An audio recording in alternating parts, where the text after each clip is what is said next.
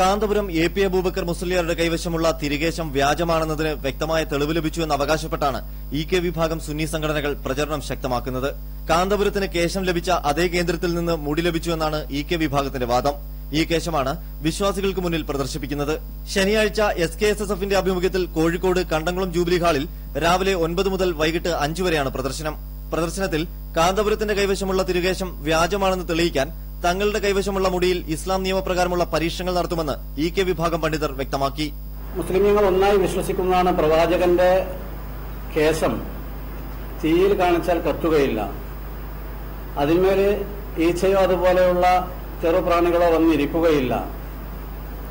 ഈ പരീക്ഷണങ്ങളൊക്കെ നടത്തി നോക്കിയിട്ട് അയാൾക്ക് കേശം കിട്ടിയ അതേ സ്ഥലത്ത് നിന്ന് തന്നെ കേശം വാങ്ങിയ ഞങ്ങളുടെ കേശം എന്തായിത്തീരുന്നുണ്ട് എന്ന് സമൂഹത്തെ നേർക്കുനേരെ ബോധ്യപ്പെടുത്താനുള്ളതാണ് ഈ പരീക്ഷണം.